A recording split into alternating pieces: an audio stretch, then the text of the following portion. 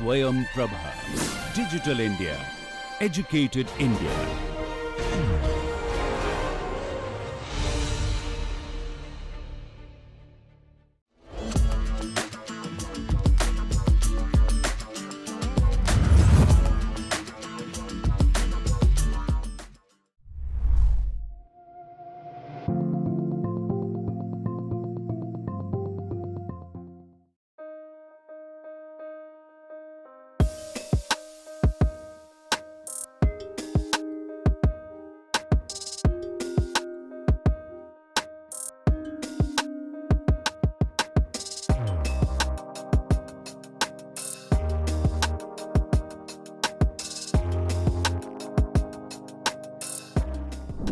Imagine for a moment, we all are transported back to the Egyptian civilization. Now you all must have your experiences, your individual experiences, your assets in your respective fields. But now all of that is set to reset because you cannot communicate with the Egyptians, you don't know the language.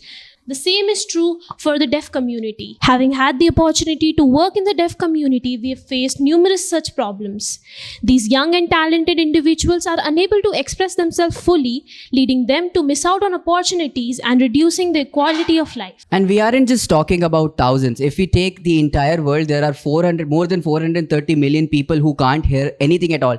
Even with hearing aids, they are not hard of hearing. They just cannot hear anything at all. If we talk about India, it's the second most common disability. And there are more than 6 crore people who have this problem that they cannot hear anything at all, even with auditory devices.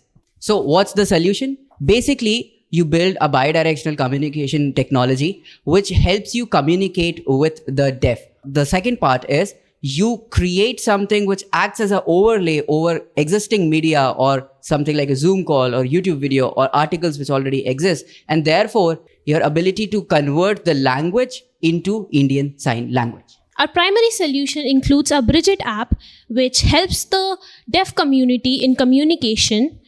So the basic idea behind this app is a user can easily communicate through voice or text, and then our 3D model will interpret it in the sign language. And in the future, we are focusing more on bidirectional communication, in which you can point your device's camera towards the person doing the sign language, and our application can interpret it in language or speech. And as we were working on this part, we also, a lot of components, we took it and we also developed it into the second part, wherein, so there's the model, the 3D model, and basically, let's say you are on a website, and because for the deaf, the language comprehension skills are not very good, so they don't understand language, whether it's Hindi, English, or whichever language. So you basically put your cursor towards a specific statement, a paragraph or a line, and that then 3D model is going to enact that thing. Also, so we were also testing out few more variations of how do you expand this. So this was a future scope wherein we were testing, though it didn't work out pretty well.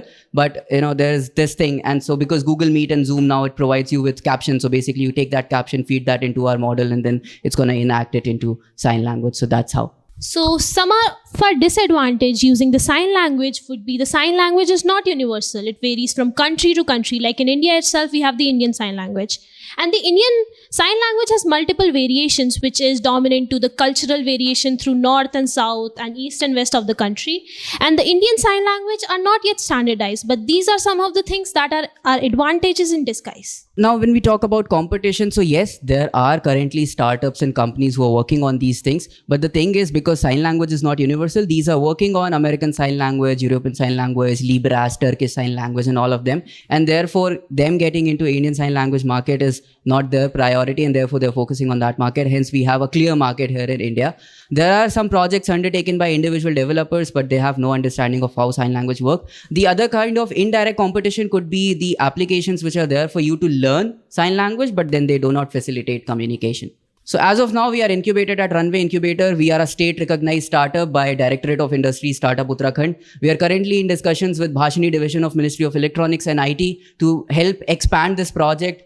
not just from English to sign language and vice versa, but also all the 22 scheduled languages of India. And also with us, we have some of the leading NGOs and deaf community centers such as All India Foundation of Deaf Women, the Bombay Foundation of Deaf Women, Vani Deaf Children Foundation, the Silent Bakery, and Bajaj Institute of Learning. Not just this, we have been in continuous efforts to go on ground with the deaf community and research through our product and our customers. Now, all of that is good, but how do we sell this? Now, what we have planned is we're not going to charge directly from the individuals, but how it's going to go is, so we have majorly our customers are going to be the government. So we have these higher educational institutions, we have schools where inclusivity is now important. So now they're hiring counselors and sign language interpreters and all of that. So that is going to be our first customer. So basically providing these to corporate offices, those have inclusivity license because they're hiring people who are deaf and all of that. And second, because while building this, we're also building a huge database of Indian Sign Language with the help of Indian Sign Language Research and Training Center, which is a part of Ministry of Social Justice and Empowerment. So basically providing API access to that database so then people can develop further. So that is how we are charging the people. As of now, our team consists of 3 of us. So I am Shreyansh, who's responsible for the product design and all of that. She's Arshia. She's the one who has knowledge of sign language, worked in the deaf community and all of that. And then Anshul, who is not here with us right now, but he's the person who's responsible for developing the technology itself. Along with that, we have Nagesh sir, who is now the faculty at Indian Institute of Art and Design. Previously, he was at UPEA School of Design, from where we are. As of now, our ask is not towards the fund, but more towards organization connects, developers and mentors, because this is a very niche down market. And therefore, we require special connections with people, sign language interpreters, special education tools, and also mentors who are in this specific industry so they can help us understand the market better, understand the dynamics better, and then expand it further. And also from the technology part as well. That is going to be pretty much it. Thank you. Nice presentation. So, I just have a quick question. What exactly the market size? How exactly you are going to sell these apps? Why exactly they require? Do you have some kind of data? So if I give you a very simple example. So these deaf community centers who are with us, they have deaf students from class 1st to class 12. Now their language comprehension skills are not good. So let's say if they want to study something like science, physics, right? They don't understand English or Hindi. Basic, it's fine, but whenever it comes to language comprehension, it gets messed up. Now, they are missing out on media, which already exists. So articles, YouTube videos, and all of that. Now, with the help of this thing, they would be able to understand it. And therefore, Bajaj Institute of Learning for the Deaf, they are our biggest. They are continuously in collaboration with us. Every quarter we go there, interact with the deaf kids. How many students? They have, as of now, 1,500 students. This is in Dehradun. Okay. Yeah.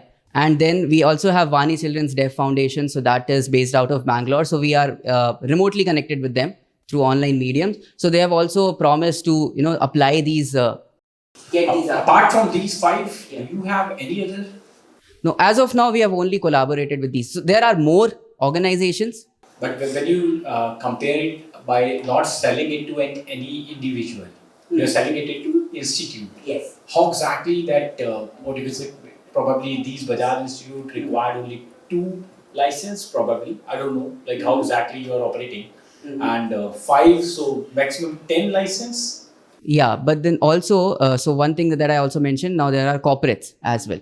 And because they're hiring deaf, so they have these inclusivity license wherein they have these sign language interpreters and all of that. So therefore, they would also require it. And then also because Bhashini is a part of it. So on government websites, if you see, they're focusing on web accessibility as well. So they have a lot of web accessibility widgets on their website. So incorporating that onto their websites as well. So that is how our market. It's but still it's not standardized. It's not standardized yet. Okay, so I think there are other competitors probably. Competitors, yes, on American Sign. So for example, HandTalk is the biggest competitor working on American Sign Language. We have a Sign Assistive who are working on Turkish Sign Language. Then from India itself, there is one down south. They are Signage, which is working on Indian Sign Language. So that is one from India itself. And there are multiple other competitors. But from Indian Sign Language, the Signage is the only one. Okay. Thank you. Thank you. I think you're not looking for the funds. Has any fund given by Ranveer Incubator? Yes, so we have received 1 lakhs of grant from Runway Incubator and 2 lakhs of grant from Startup Uttarakhand. We were also the winners of Startup Uttarakhand Grant Challenge in last year, 2024. Have you thought about, see, again, you have made the prototype, you have understood, what is going to work, how you're going to approach, but I still want to see the business model side of it, which seem to be missing in the how you'll be able to generate money in the longer run, since you are running a startup, so it has to be some kind of a unit economics that we need to understand. So can we talk on those lines also?